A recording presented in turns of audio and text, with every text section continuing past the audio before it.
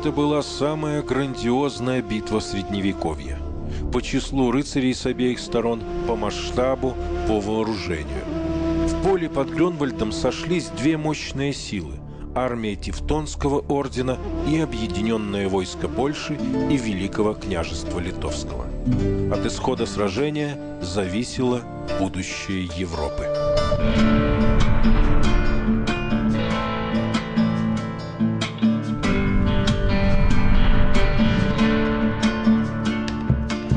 В середине XIV века Западная Европа жила по законам сильных держав – Франции, Англии, Священной Римской империи.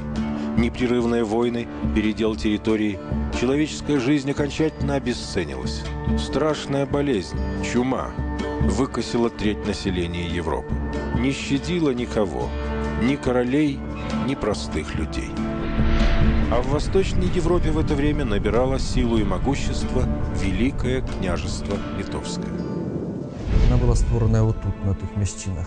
Новоградщина, Градзеншчына, Віленшчына.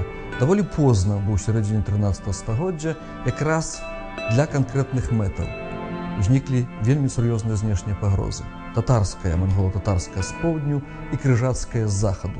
І вось тут узнік асяродак улады, Новаградку, магутным багатым горадзе, які меў кантакты з усім тагачасным цывілізаваным светам.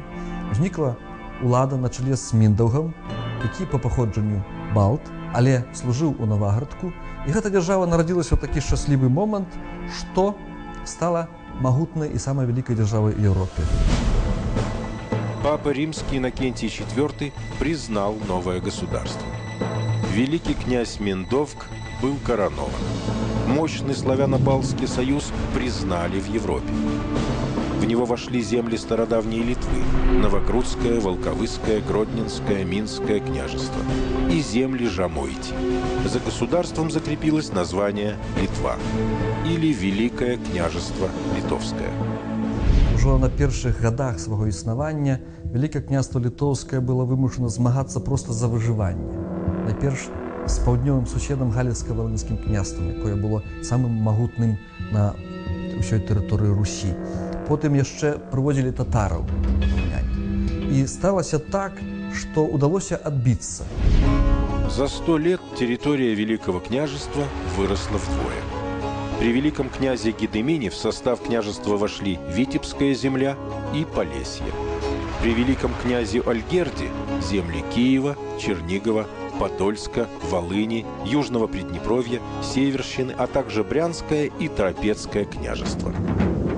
И в те времена князь Великий Ольгерд Гедеминович Литовский-Русский держал свое государство в большом порядке. И немалое время правил он Великим княжеством Литовским. Из хроники Быховца, XVI век. Появлялись новые города – Мир, Бобруйск, Ашмяны. Укреплялись старые.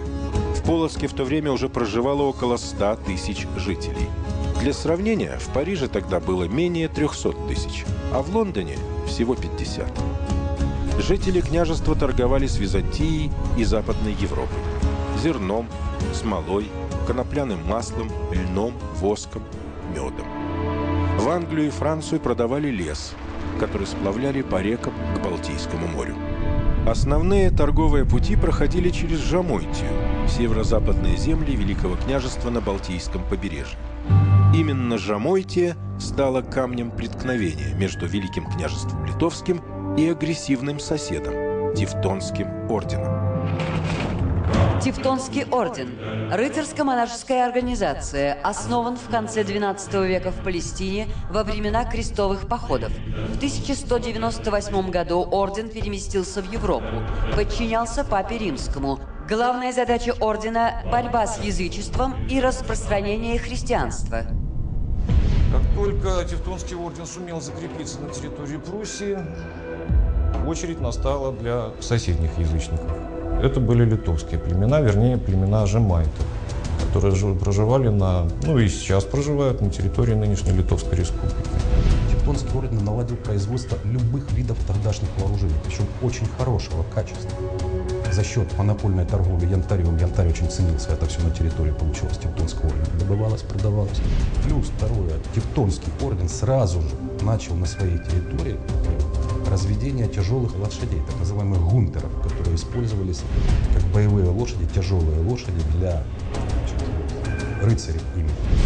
Официальный повод для экспансии Тевтонского ордена на восток – крещение в католическую веру. Ведь на землях Великого княжества большинство населения были язычниками. Тевтонцы проводили до полусотни боевых походов в год. В середине XIV века противостояние между Великим княжеством Литовским и орденом достигло кульминации.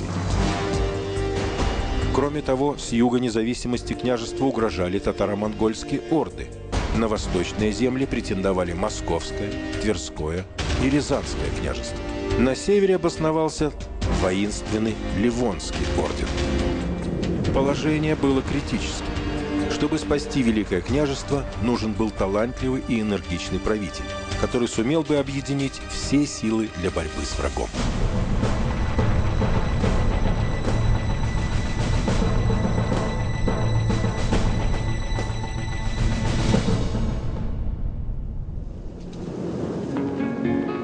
Однажды трокский князь Киистут, объезжая свои владения, заехал в жамойский город Палан и увидел девушку необычайной красоты. Она была верховной языческой жрицей. И звали ее Берута. Князь предложил Беруте стать его женой. Жрица отказала. Она дала обет богам никогда не выходить замуж. Но Киистут, ослепленный страстью, силой увез Беруту в Трокский замок и женился на ней. Киистут, князь Трокский, родился в 1297 году. Сын великого князя Гедемина и смоленской княжны Ольги. Унаследовал от отца Трокское княжество, куда входили Жамойтия, Гродненские и Брестские земли, часть Новогрудской земли и Подляшье, ныне Белостокское воеводство. До конца жизни оставался язычником. В XIV стагоддзі у Великім княстве Литовским панавала веротерпимость. Что означает веротерпимость? Веротерпимость заключалась не в том, что некалькі релігій были узаконены одразу, а то, что никто не перешкаджал кожному з народу вызнавать ту релігію, якую вызнавали ягоныя продкі. У гэты час існавала два великих, я б сказал, этнічных массивов. Это балты и славяне. Для славян, традиционно для усходних славян, была властива давняя релігія православ'я, усходні варіант християнства. Для балтаў было ўласціва язычніцтва, паганства. І вось гэтыя два рэлігійных напрамкі, две плыні мирно суіснавалі. У князя Киистута и Беруты было 9 детей, 4 дочери и 5 сыновей. Но только третьему сыну, Витовту, суждено было стать великим правителем, грозным для врагов и справедливым для своих подданных. Не случайно его имя в переводе с жамойского означало «сила народа». То, что тевтонцы – враги Великого княжества, Витовт усвоил с детства. Каждый день на границе происходили стычки. Тевтонские рыцари совершали набеги на Гродно, Волковыск. Иногда доходили до Лиды, Новогрудка и Минска. Под видом крещения язычников в католическую веру бесчинствовали в мирных селениях. На следующий и на третий день, обходя все кругом, разоряли и сжигали, что находили, а коней и бесчисленное множество скота угнали с собой. Многие язычники, спасшиеся бегством в леса или на морской лед, погибли, замерзши от холода. Из хроники Ливонии, Генрих Латвийский, XIII век. Тевтонский орден сразу принял тактику так называемых литауэр-райс, что можно перевести как рейды на лету. Фактически это дело следующим образом. Достаточно небольшой отряд. Порядка 15 братьев-рыцарей и порядка 600 прочих воинов, как правило, конных. Собирался, как правило, в Кенигсберге. После чего быстро выдвигался на территорию Жемайтии или на территорию, собственно, Великого княжества Литовского. Двигались, старались выходить в поход, как правило, зимой, поскольку замерзшие реки и озера, в принципе, представляли достаточно удобный маршрут, по которому можно передвигаться и в случае чего даже принять бой. Весь поход был рассчитан на 2-3 недели. При этом одним из наставников Витовта был крестоносец, бывший орденский рыцарь Гана фон Виндергем. Когда-то Кейстут взял его в плен. С тех пор он жил при дворе князя, учил княжеских детей немецкому языку, владению оружием, рассказывал о военных приемах крестоносцев. Наступил момент, когда Кейстут понял, сын созрел, чтобы возглавить самостоятельный поход против крестоносцев. Поход этот, по воспоминаниям летописцев, оказался удачным. Витовт, сын Кейстутов, молодец удалый, сердце смелого, отправившись впервые на войну, самостоятельно пошел в Пруссию. Евстерборгский замок и волости его разорил, а отряд распустил аж до Тарнова, сильно опустошил их огнем и мечом, с добычей великою, без утраты войска своего к отцу вернулся. Из хроники Литовской и Жамойцкой, 17 век. Витовт впервые ощутил себя победителем, но триумф был недолгим. 1362 год. Очередной конфликт между орденом и Великим княжеством. Многодневная осада замка в Ковна закончилась победой крестоносцев. В плен был захвачен старший брат, Войдат. И тогда на руинах замка молодой Витовт дал клятву, что будет защищать родную землю и свой народ. Он понимал, что борьба будет долгой и жестокой.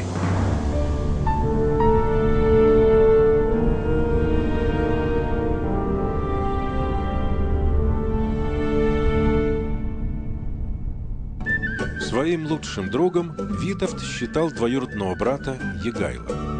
Росли они вместе, вместе охотились, вместе сражались с врагами. Жили одной жизнью. Их отцы были уверены, что и править Великим княжеством Егайло и Витовт будут вместе. Как правят они, Кейстут и Альгерт. Тэрыторыя была падзелена на дзве часткі. Заходняя частка была аддадзена ў кіраванне непасрэдна Кейстута, а ўсходняя частка кантралявалася непасрэдна Альгердам. Альгерд адказаў за ўсходнюю палітыку, Кейстут адказаў за крыжацкую палітыку. Альгерд таксама быў вялікім чалавекам, быў прадаўжальнікам справы бацькі. Ён ужо пашырыў уплывы нашай дзяржавы на межы Украіны, на межы сучаснай расійскай тэрыторыі. У прыватнасці вот это вярхоўскае княства, сучасная Браншчына, напрыклад, Смаленшчына.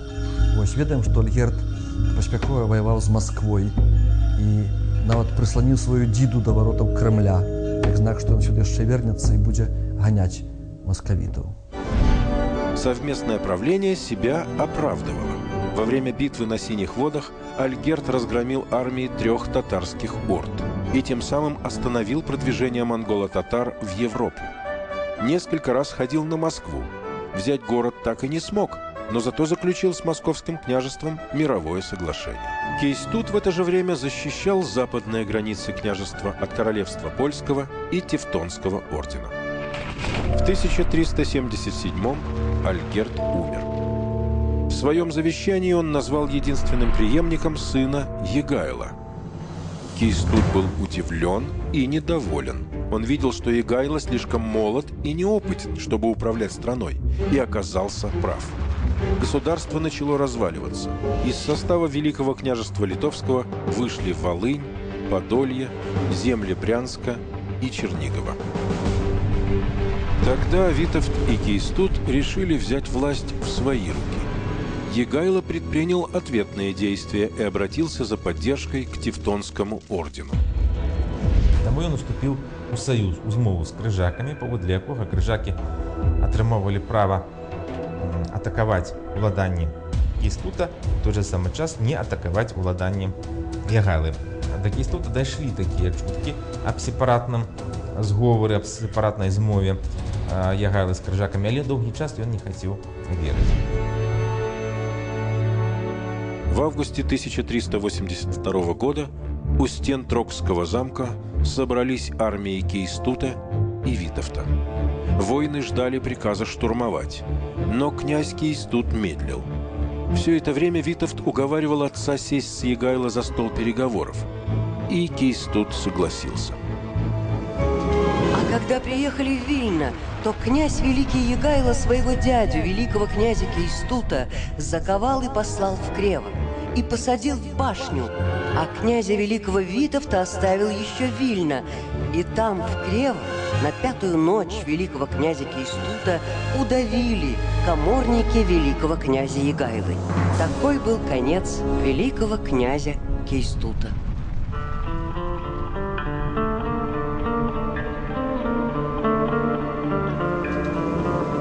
Пленного Витовта перевезли в Крево и заточили в подземелье замка.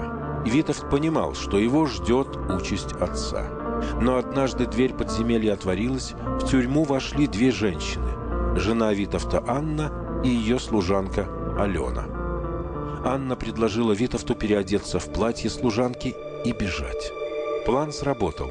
Витовт незаметно для охраны покинул Кревский замок.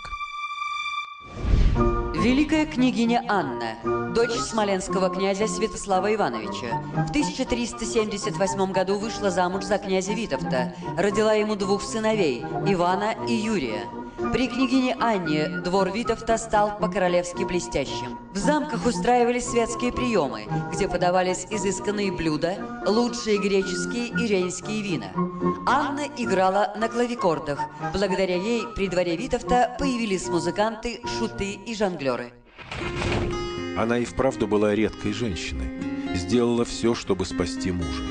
Когда после побега из Крева опальный князь отправился в Мазовию, Анна приехала к нему вместе с сыновьями. Она была готова следовать за Витовтом в любую страну. Но тот отправился в Мальборг, в столицу Тевтонского ордена.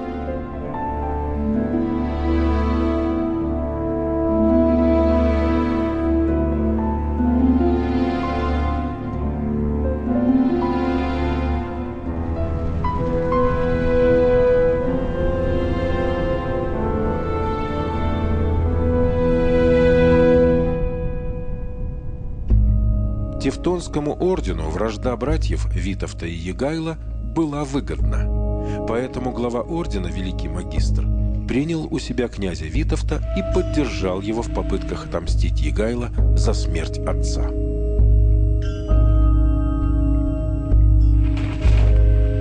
В это же время у Егайла появилась перспектива занять трон королевства польского. Но кого оставить вместо себя в Великом княжестве Литовском? Лучшая кандидатура – Витовт. Его поддерживают многие удельные князья. Он отважный воин и дальновидный политик. Егайло написал письмо брату, в котором предложил ему вернуться на родину. Витовт предложение принял. Летом 1385 года в Крево собрались польские магнаты, литовские бояре, великий князь и его приближенные. Между Егайло и польскими магнатами был подписан документ, который получил название «Кревская уния». Кревская уния – соглашение о династическом союзе между королевством польским и Великим княжеством литовским. Уния включала несколько условий, в том числе присоединение Великого княжества к Польше на вечные времена, крещение Великого княжества в католичество. Гэта вельмі моцна падняла дыпламатычны прэстыж Польшчы. Вот уявіце сабе самі, Тэўтонскі ордэн стагоддзямі не змог хрысціць Літву, і тут раптам Польшча рабіла гэта на працягу некалькіх гадоў. Натуральна, што такім чынам Польшча выступала б як каласальнейшы фарпост хрысціянства. Яна выступала б у ролі, ведаеце, такога крыжака, але крыжака не с мячом в руках, а с пальмовой галинкой в руках. Через полгода после подписания Кревской унии Егайло стал польским королем. А в 1392 в столице Великого княжества Вильна в кафедральном соборе Витовту торжественно были переданы все атрибуты власти великого князя Литовского – меч, скипетр и государственная печать. Но цена княжеского трона оказалась слишком тяжелой. Дети Витовта, сыновья Юрий и Иван, все еще оставались у крестоносцев, заложниками. Когда Витовт принял власть, тевтонцы отравили их.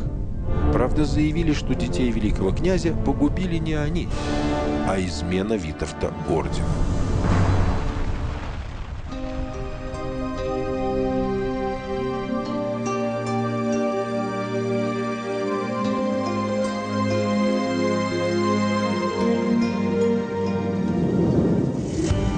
Получив власть в Великом княжестве, Витовт начал действовать.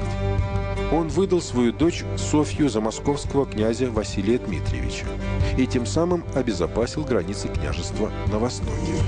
Вось агромадной краіне, дзе ёсць парадак, дзе ёсць моцная ўлада, дзе бандыты на дорогах не шалеюць, дзе гаспадар клапоціцца пра эканамічнае развіццё, справядліва стараецца вырашыць усе эканамічныя спрэчкі, падтрымаць пэўныя катэгорыі насельніцтва, гэта ўсё забяспечыла эканамічны росквіт Великое княжество Литовское. За несколько лет Витовту удалось пресечь междоусобные войны, вернуть в состав княжества Подолье, присоединить смоленские земли. Он лишил власти удельных князей и посадил вместо них своих наместников. Главной его заслугой было то, что он объединял краину, что он ликвидовал буйные удельные княжества, что он обеспечил спокой на территории всей державы. Это человек, который был, скажем так, не надто моцный физично, он был выносливый, але был таким дробным, высокого росту, был вельми крутым человеком, имел такую незломную волю, что никто не мог его слухаться не только в своей краине, але я скажу, что хіба ніводнага великого князя Литовского так не шановали в Европе, как Витовта. Послы, гостившие при его дворе, восхищались трудолюбием великого князя и его умением вести дела. Великий князь много работает, сам занимается управлением края и желает знать обо всем. Бывая на его аудиенциях, мы сами видели его удивительную деятельность. Разговаривая с нами о делах, он в то же время слушал чтение разных докладов и давал решения. Грозен он только в военное время, но вообще полон доброты и справедливости. Умеет карать и миловать. Из записей орденского посла Конрада Кибурга, комтура замка Реден. Витовт установил дипломатические отношения с европейскими державами – Англией, Францией, Шотландией и другими. По традиции, главы государств обменивались подарками. Чаще всего это были породистые скакуны или охотничьи соколы. Однажды великий магистр Тевтонского ордена даже подарил Витовту ассирийского льва. Но подарки и вежливые письма создавали лишь видимость мира и благополучия. Тевтонский орден оставался главным противником Великого княжества Литовского.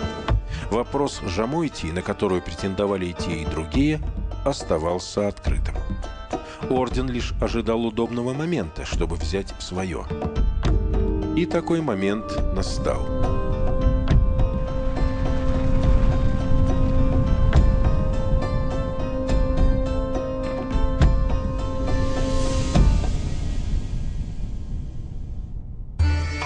Осенью 1398 года Витовт предпринял военный поход в Крым, на земли Золотой Орды.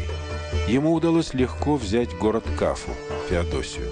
Там он посадил своего наместника, бывшего хана Золотой Орды Тохтамыша, который недавно проиграл войну Тимир-Кутлую.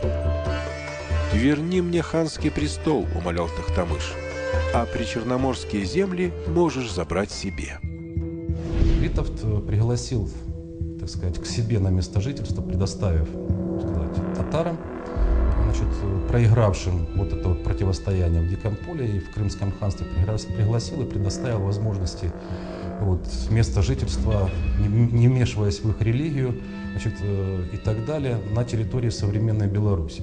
Вот. Именно с дальним прицелом, что это всегда для него двухсторонним прицелом. Во-первых, значит, что это всегда повод для вмешательства, если понадобится вооруженное вмешательство, если сила будет на его стороне, в дела Крымского ханства, во-первых. А во-вторых, тем самым Витовт создал себе и на будущее своим потомкам, он создал практически легкую кавалерию. То есть вооруженные силы, которые потом сыграли свою роль уже и в XVI веке, и в XVII веке, и в XVIII веке, потому что, собственно говоря, вот легкая кавалерия Великого княжества Литовского, это в основном была вот кавалерия, сформированная из вот этих татар, которые проживали здесь. Витовт давно мечтал, чтобы у его державы был выход к Черному морю. Первое, что он сделал после взятия Кафы, отправился на побережье и проехал по мелководью на коне. Тем самым Витовт показал, что берет море под свою власть. Войскам Великого княжества предстоял новый поход в земли под названием Дикое поле. Туда, где в степях стояла армия татарского хана Тимир-Кутлуя, который угрожал Европе новым нашествием.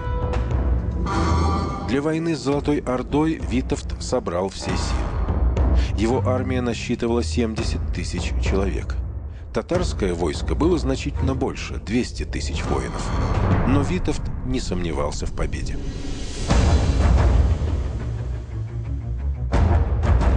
Битва началась 12 августа. Обе армии сошлись в сече. Татары не выдержали натиска литвинов и стали отступать к реке Ворскли. Казалось, победа была близка, но в это время часть татар переправилась через реку и зашла в тыл войскам Витовта. Князь Тохтамыш, охранявший лагерь, трусливо бежал. Литвины были окружены. А затем все татарское войско ринулось на наших с великим криком. Труп слышны хрипатые голоса, кони ржут, «Алла-Алла!» татары кричат. Крик, гул отовсюду сражающихся, стрелы, как дождь, свистя летят с обоих сторон в полях, как рой пчелиный. И начали наши слабеть от великости их войска. Из хроники Литовской и Жамойской.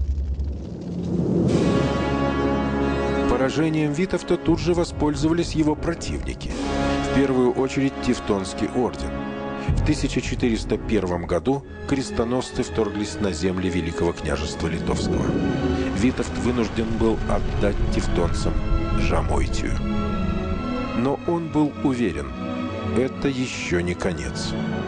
Решающая схватка впереди. На карту были поставлены свобода и независимость его страны.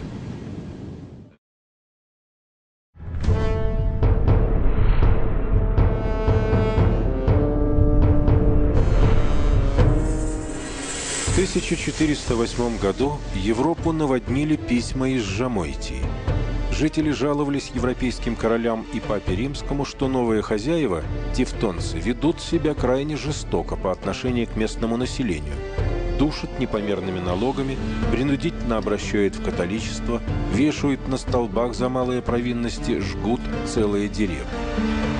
Чтобы разобраться в ситуации, европейские правители направили в Жамойтию специальных послов. Те по пути посетили двор Витовта, где их ждал теплый прием и щедрые подарки. У Тевтонского ордена была великолепно организованная разведка и контрразведка. И они, конечно, знали о том, что вот это постоянное восстание в Жамойтии, и то есть нападение Жмуди на восточные пределы, восточное комтурство Тевтонского ордена, они, в общем-то, провоцируются Витовтом. Знали они о том, что Витовт снабжает оружием восставших, в общем, и ставит им, как бы это сейчас сказали, тактические задачи. В то же время тевтонский наместник с тревогой сообщал в Мальборг, что Жамойтию вдоль и поперек проходят литвины, русины и татары, часто одетые купцами, и подбивают население к восстанию. И восстание началось в мае 1409 года. В эти дни в столице Тевтонского ордена Мальборге находились послы Егайла. Через них великий магистр обратился к польскому королю с предупреждением: если Витовт продолжит провоцировать восстание, орден объявит войну Великому княжеству. Но у Польши были свои претензии к ордену, часто перераставшие в вооруженное столкновение. Прежде всего из-за Добжинской, Хелминской земель и Померании, которая фактически перекрывала полякам выход к Балтийскому морю. Поэтому на угрозы тевтонцев послы Егайла ответили неожиданно резко. Перестань, магистр, страшить нас, что пойдешь войной на Литву. Так как если ты решишь это сделать, то не сомневайся, что лишь только ты нападешь на Литву, наш король вторгнется в Пруссию. И в ответ великий магистр сказал: в таком случае удар, предназначенный Литве, будет направлен на Польшу.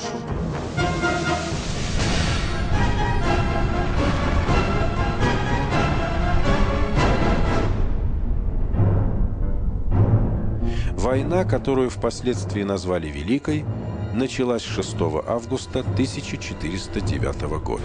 Крестоносцы захватили Добжинскую землю. В войну немедленно вступило княжество Литовское. За считанные дни армия Витовта заняла территорию Жамойтии. Великое княжество вновь получило выход к Балтийскому морю. Великий магистр Ульрих фон Юнгенген не отважился воевать с обоими государствами сразу.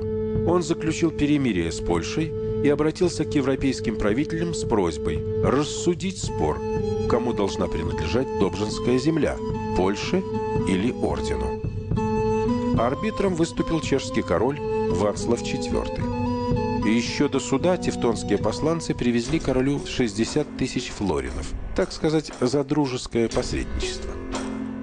Кіраўніцтва ордэна не спадзявалася, што Вітаўт і Ягайло нанесуць удар аб'яднанымі сіламі.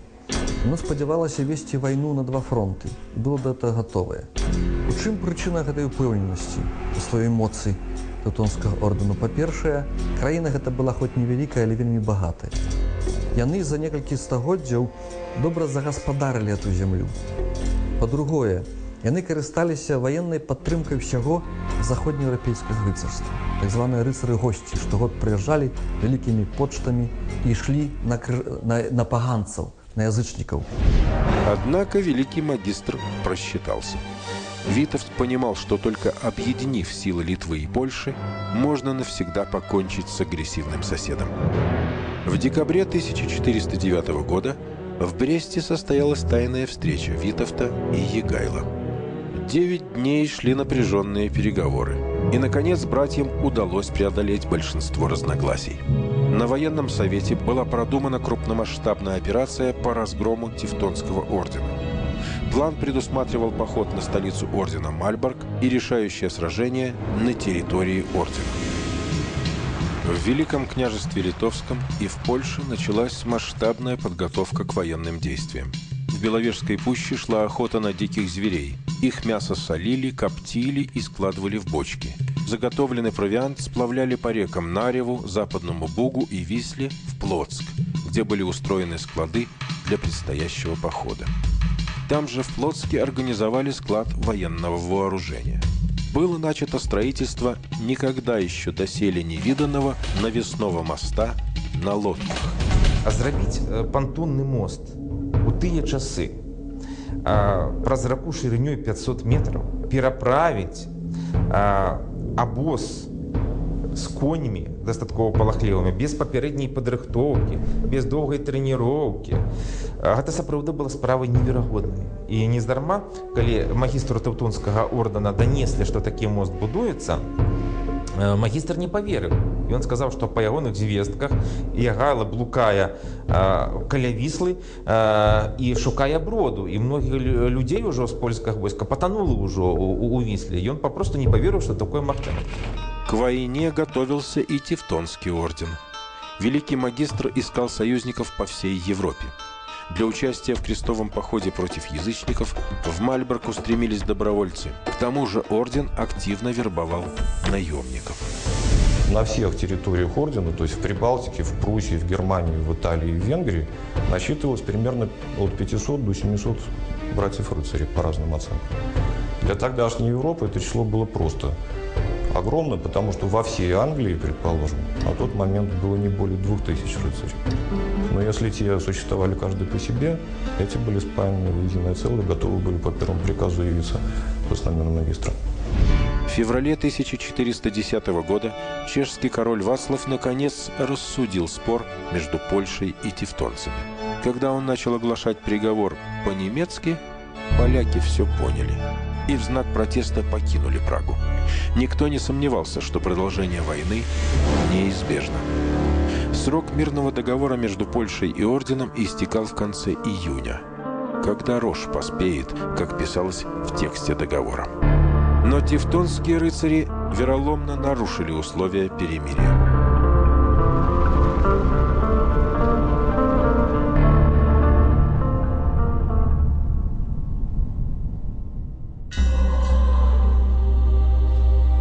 Время и место провокации были выбраны не случайно. 16 марта – Волковыск.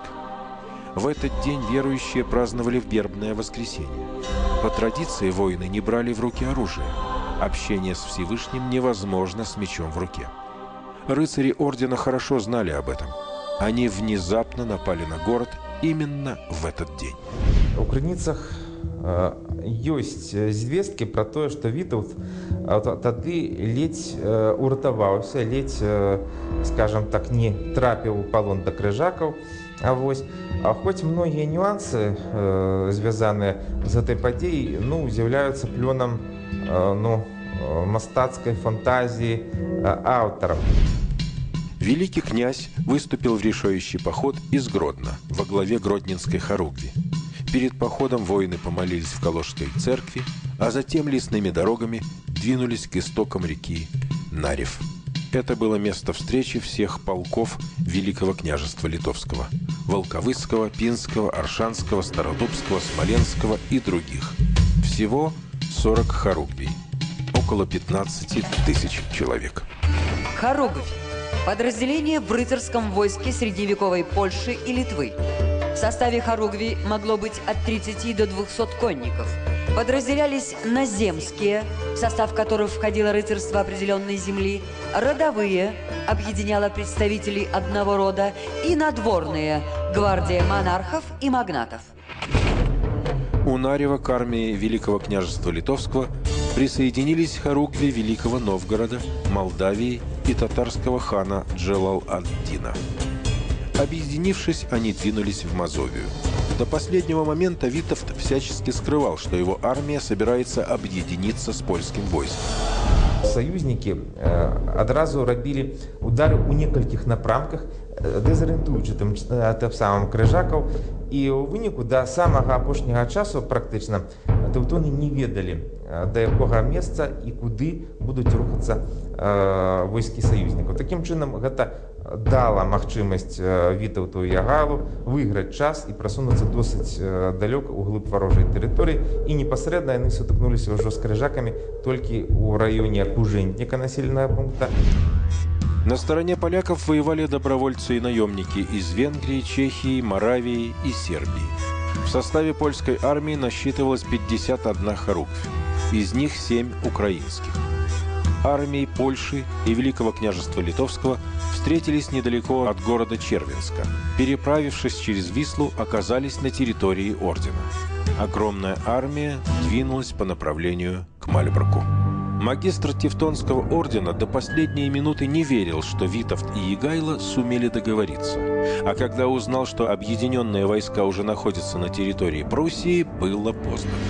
Тевтонцы двинулись навстречу армии союзников. Они были настолько уверены в своей победе, что прихватили с собой несколько вазов с цепями и оковами для содержания пленных, а также целый обоз, груженный бочками с вином, чтобы отпраздновать победу. Армия тевтонов насчитывала 51 хоругвь, около 27 тысяч человек. Меньше, чем у Великого княжества Литовского и Польши, но ее воины считались лучшими в Европе. Главным союзником Тевтонского ордена была жесточайшая дисциплина, которая наблюдалась не только на поле боя, но и в повседневной жизни. Например, тевтонский рыцарь подвергался очень суровому наказанию, если он первым без приказа начинал атаку, бросался на противника. В то время для европейских рыцарей это было обычной практикой, и очень много битв было проиграно только по этой причине. Что все, ломая строй, не слушая друг друга, устремлялись вперед. Рыцари Тевтонского ордена не боялись смерти, ведь каждый, кто участвовал в крестовом походе, получал отпущение всех грехов. Они верили, что попадут в рай, поэтому сражались насмерть.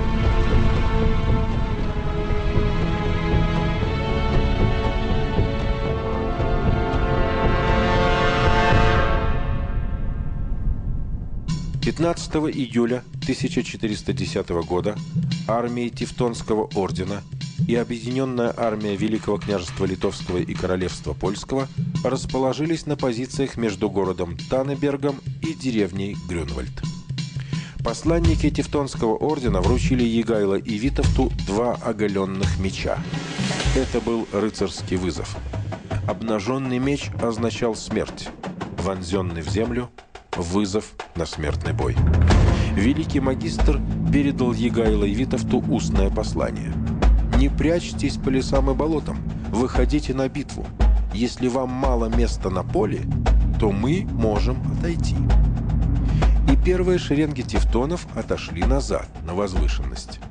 Это был хитрый тактический ход. Теперь войска ордена оказались на более выгодной позиции. Им легче было отбивать атаки и переходить в наступление. Битву начал Витовт, который лично командовал армией Великого княжества.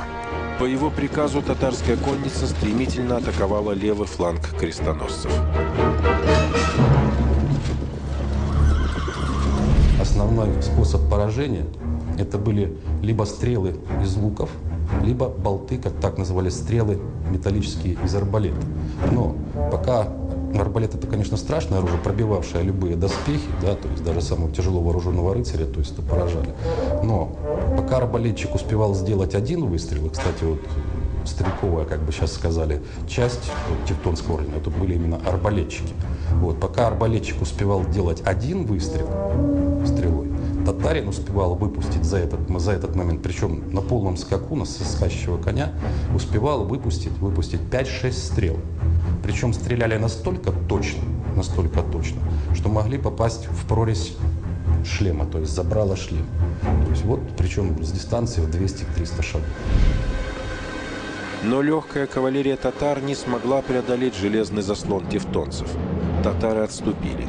На смену им двинулись вершники, вооруженные всадники литовского войска. Но строй крестоносцев и на этот раз устоял.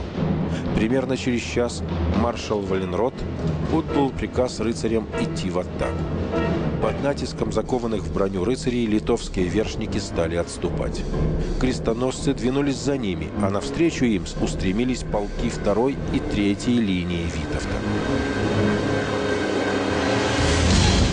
Когда же ряды сошлись, то поднялись такие шум и грохот от ломающихся копий и ударов мечей о доспехи, как будто рушилось какое-то огромное строение. И такой резкий лязг мечей, что его отчетливо слышали люди на расстоянии даже нескольких миль. Нога наступала на ногу, доспехи ударялись о доспехи, и острия копий направлялись в лица врагов. Когда же хоругви сошлись, то нельзя было отличить робкого от отважного, мужественного от труса, так как и те, и другие сгрудились в какой-то клубок, и было даже невозможно ни переменить место, ни продвинуться ни на шаг, пока победитель, сбросив с коня или убив противника, не занимал место побежденного. Витовт понимал, если крестоносцы прорвут правый фланг, то выйдут в тыл польских войск, и армия Егайла попадет в окружение. Он рассчитывал, что в нужный момент польские войска придут на помощь его хоругвям. Но польский король медлил. Егайло молился и посвящал своих воинов в рыцари. Под натиском крестоносцев полки Витовта начали отступать, и только в центре продолжали сражаться 3 хоругви – Мстиславская, Оршанская и Смоленская. Одна из них была полностью уничтожена. Ее знамя втоптано в окровавленную землю, но 2 остальные продолжали храбро сражаться и прикрывать отступающих. На сьогоднішній день ведуться дискусії. Це було сплановане відступлення, ті утеки. Мені подається, що все ж таки це були утеки сапраўдныя, бо планаваць, уже я думаю, что мы пасля вернемся до гэтага сюжета, але планаваць такое отступление просто было бессенсовно. Потому что для того, как побудоваться, для того, как было пошахтоваться, потребен был некий час. Порушить строй, кинуться на утеки, как после развернуться и снова вступить в битву, это означало свядомо ослабить свои позиции. Это приблизно то же самое, что, займаючи выдатную позицию у окопах, солдаты раптом кидают гэтые окопы, начинают утекать, а после вертаются и снова нападают на неприятеля. Крестоносцы были уверены, что победа за ними. Они двинулись вперед, отдалившись от своих знамен, чем нарушили строй отрядов. Железный кулак превратился в растопыренные пальцы. В это время в борьбу вступили польские войска. Конные хоругви королевства польского и ордена сошлись стенка на стенку. Металлическая стена орденского войска, опустив забрало глухих шлемов, с тяжким криком обрушилась на другую такую же стену польских рыцарей. От ударов по железу и треска ломающихся копий шум стоял до небес. Вздрагиваясь и кренясь, железная стена подавала то вперед, то назад, и нельзя было понять, кто одолевает в бою и одолевает ли. Из хроники Яна Длугаша. Это был критический момент. Убит польский знаменосец. Он выронил великую краковскую хоруквь, знамя с изображением белого орла. Ее тут же подхватили, однако тевтонцы восприняли это падение как божий знак и запели победный гимн. Поляки в неистовстве, не щадя жизни, ринулись на немецкий строй, опрокинув, сокрушив и втоптав в землю победоносных соперников. Тут на поле появились полки Витовта, которые после первого отступления перестроились и снова вступили в бой. Напряженная битва продолжалась 6 часов. Великий магистр бросил в наступление свой резерв – 16 хоруквий. Он считал, что силы союзников на исходе, а чтобы поднять боевой дух рыцарей, сам повел войска в атаку. Крестоносцы прорвали фронт и вышли в тыл польского войска. Но армии Великого княжества и Польши ударили по крестоносцам с двух сторон. Отряды ордена были окружены. Обложенные отовсюду, были повержены и раздавлены. Почти все воины, что сражались под 16 знаменами, были перебиты или взяты в плен. Великому магистру, который находился в гуще сражения, его окружение предложило покинуть поле боя, чтобы сохранить жизнь. Но Ульрих фон Юнгенген отказался. Через несколько мгновений он был повержен простым литовским воином. В битве на Грюнвальдском поле погибли около 13 тысяч рыцарей. Окрестности поля на протяжении нескольких километров усеяли трупы павших. Земля пропиталась кровью людей и лошадей, воздух оглашали стоны раненых. Многие из них, не дождавшись помощи, замерзли и умерли к утру под холодным дождем. К ногам Витовта и Егайла сносили тевтонские знамена. На следующий день, 16 июля, на поле боя были найдены тела верховного магистра и верховных рыцарей ордена. По приказу короля Егайла на них надели чистые белые саваны и с почетом отправили в Мальборг.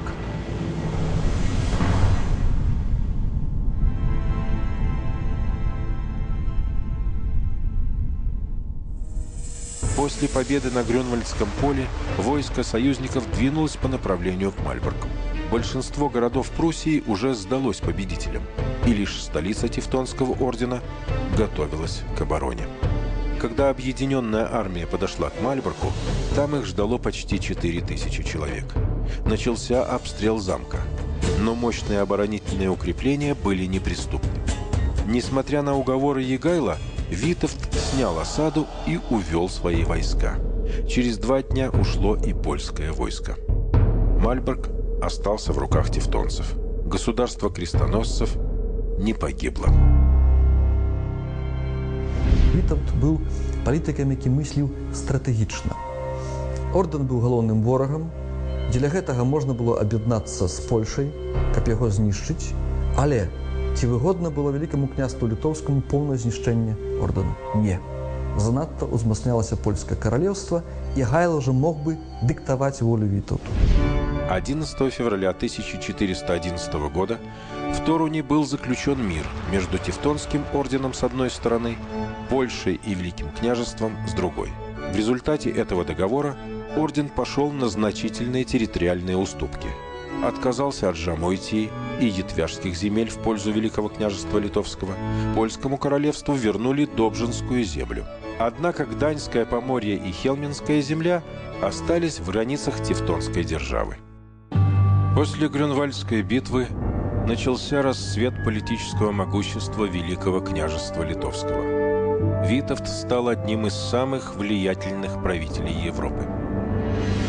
Знаете еще, что у великого князя были и посольства из Великого Новгорода, Москвы, Смоленска, от татарского хана, от турецкого султана и от многих других христианских и нехристианских князей. Приезжают они с богатыми подарками. Из письма орденского шпиона великому магистру, 1413 год. Границы княжества простирались от Черного до Балтийского моря. У Витовта было все: власть, слава, уважение европейских правителей. Не было лишь одного – короны, которая позволяла бы сделать княжество суверенной державой, королевством со всеми атрибутами королевской власти.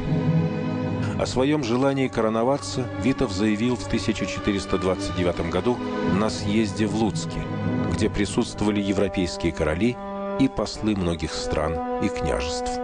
Великий съезд признал право Витовта на корону. Император Священной Римской империи Сигизмунд обещал привезти корону в Вильно осенью 1430 года.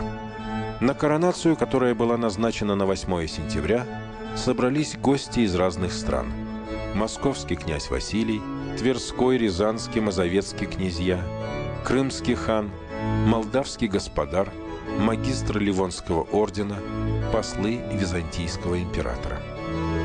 Неожиданно пришло известие, что послов Сигизмунда вместе с короной задержали на территории Польши. Начались дни ожидания. Витовт заболел и слег. А 27 октября 1430 года он скончался в своем родовом замке в Троках, так и не дождавшись короны.